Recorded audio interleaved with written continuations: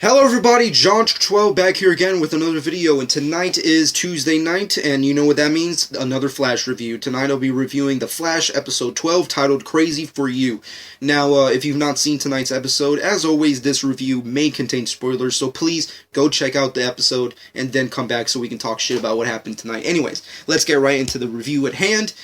Tonight was a pretty interesting episode because it's definitely a little bit more laid back than what we're, mostly used to on The Flash. And I think it kind of plays to its overall advantage, because now that we've done the big epic scenarios with Reverse Flash and all that craziness, and we've seen, the majority of Flash's more epic villains, like Captain Cold and stuff like that, now we can sit back and relax and just enjoy an episode without anything being heavily influenced by the comic books or, crazy epic fighting and special effects. So I think that was kind of interesting. And tonight's villain is none other than Peekaboo, as referenced by Caitlin Snow, and she's a metahuman who has the ability to teleport herself. Now, her character, well, I'm not going to bash the actress, but her character in and of itself, I'm not really a huge fan of. I mean, teleporting ability is cool for certain characters, like Nightcrawler and stuff like that. There's obviously really awesome comic book characters who are great at teleporting, but in this episode, I just felt it was unnecessary. I mean, apparently her whole story arc, of course, spoilers, her story arc is, of course, trying to rescue her boyfriend from prison, break him out, and then pay off his debts, and then go live off life doing whatever the fuck they want to do. So that was pretty much her story arc, and I don't know, I felt it was a little cliche, and she didn't really have any real epic fights with Barry, although the interesting part about their first encounter together is the part where her boyfriend shoots Barry in the neck, and he catches it, but it still connects to his body a little bit. I thought that was pretty interesting because now that we've, seen that Barry's, obviously evolving and he's training a lot more so he can obviously defeat the Reverse Flash and he's getting faster, it's kind of cool to continue witnessing the bullet theory, because as we all know in the comic books and as seen in the animated stuff, Barry has the ability to move so fast that, that he could just walk through walls, and his molecules are just moving so fast that he can just, fade through bullets and stuff like that. So I can't wait for the moment where the next time, someone tries that shit with a gun to, Barry's head and it just goes right through him. I really hope that happens this season. I don't know. That's just one of the biggest things I keep hoping for. And they keep, shooting guns at the Flash, so why not? It just might as well happen. Nevertheless, that's pretty much their story arc, and on top of that, you have the Cisco Ramon / Pied Piper Firestorm storyline in this episode. Now, I think it was kind of cool that they, set that up last week's episode, and then just at the tip of this episode, just continued to rail right into it, because, I hate it when shows open up a good, interesting storyline, and Flash has done this on occasion, and we don't really get a good, finale to that specific plot device until later on in episodes. And I guess it's good because it opens up anticipation and stuff for those specific episodes, but I just like it when you're just straightforward, okay, we set up here, we go there, it's a good trilogy of storylines. Anyways, Pied Piper apparently knows what happened to Firestorm / Ronnie Raymond, and has a theory as to what happened and what, where he could be. And apparently it's open to the eyes of Cisco, who realizes that apparently during the explosion, Martin Stein was at Star Labs, and he was affected by the particle accelerator explosion, which his body connected with Ronnie's body, thus becoming Firestorm. So they are one in the same. So that's kind of cool. We already knew that was the inevitable plot, because obviously in the comic books, Martin Stein and Ronnie Raymond are as one person. So it makes sense that they just finally introduced that theory on the show itself. And on top of that, you have obviously Pied Piper, trying to escape. And I think his first escape was a little weird, in my opinion, because Cisco was fighting him, and they had this really weird kung fu dance thing going on. And as much as I appreciate Cisco trying to do his part in the fighting, crime fighting scenario, but I don't know, if it felt very awkward. I mean, like, I don't know, where does Cisco have the time to, like, learn kung fu and martial arts and stuff? Like, how does he know how to fight? I find it very difficult. And all the times we've seen Cisco, whether it be, his appearances on Arrow, or, like, all his appearances on The Flash, where does he know how to fight? I find it hard to believe that he could be able to fight anybody, let alone even, a possible weak character like Pied Piper. I just find it hard to believe. And, even though I know he's Vibe from the comic books, and Vibe can do all these other different types of things, that's all cool, but, that's different from the show, obviously, because Caitlin Snow and Cisco Ramon have yet to become their comic counterparts. So I just found it weird, that whole scenario, but I guess they, the writers just wanted Cisco to do something other than, talk shit about how awesome Flash is doing, or, coming up with, like, code names for their supervillains or what have you. So that's pretty much how I felt about that. But overall, the whole Pied Piper or Cisco Ramon thing was pretty interesting. How they, open up the theory what happened to Ronnie Raymond and Martin Stein, and Pied Piper actually escapes. Yes, he inevitably escapes, and we don't really see him after that. So my guess is that he's obviously going to seek his revenge towards Harrison Wells, and you never know. Maybe he'll even join the Rogue guy, the Rogues. You never know. He might do that in one of these episodes, because we do know the Rogues are coming back. So will he team up with them, or will he try to just, try to seek revenge his own way? I don't know.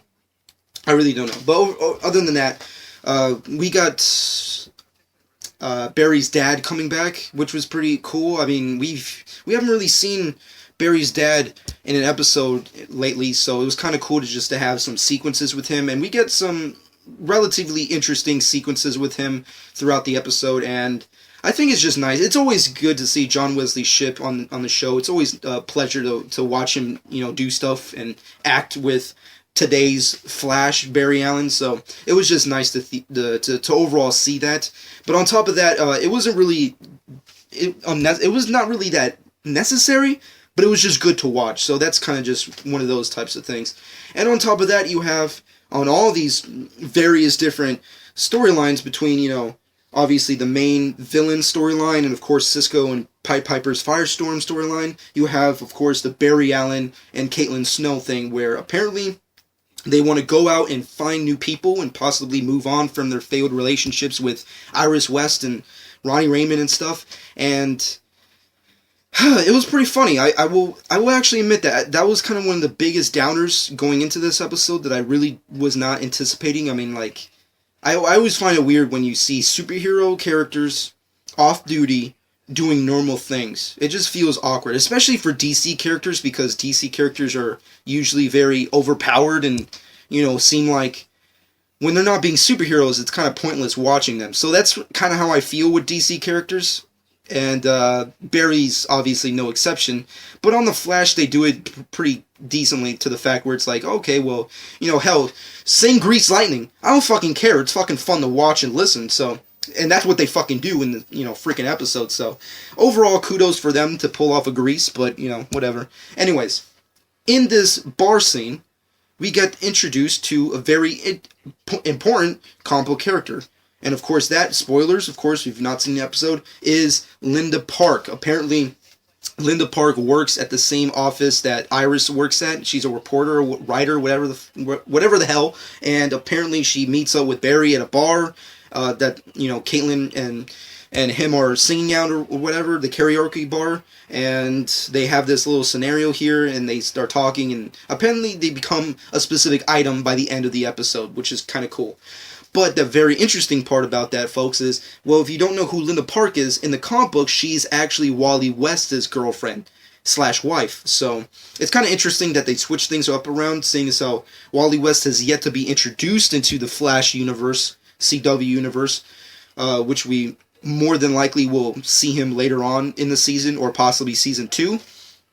It's kind of weird that they introduced her already. And as much as I'm okay with Linda Park being introduced and having some kind of fling with Barry, it just feels odd, because you're so used to her being Wally's, item, but it's just one of those things where it's like, okay, well, let's just do it anyways. which means possibly one of two things. Either A, they're doing this because they just want to set up the character already and make her a part of the team, or at least the official cast, main cast, that is. Or maybe they might not do Wally West at all, which definitely sucks because we all really want to see Wally West inevitably become a part of the team and possibly become the Kid Flash and possibly the new Flash whenever, Barry ends up dying or goes in time or whatever the hell happens to him. But, yeah. Linda Park's apparently a part of the CW universe, but Wally West isn't, which is a shame. Nevertheless, on top of that, that's pretty much the general gist of tonight's episode, and it's definitely pretty cool. It was just a straight up laid back episode. It wasn't extensive. It didn't have hardcore action. It wasn't hardcore on the visuals. It was basically just if you just want to watch a Flash episode that's not heavy on story and plot, then definitely this episode is for you because it's just a laid back episode. If you just want to watch something comic booky with your girlfriend or whoever the hell, and you're just laying down just on the couch or whatever, just wanting to see something that's laid back, this is definitely, out of all the Flash episodes, this one has to be the more laid back one out of them all. And yeah, it was pretty good. It was a pretty interesting episode. So I give it a good 7 out of 10.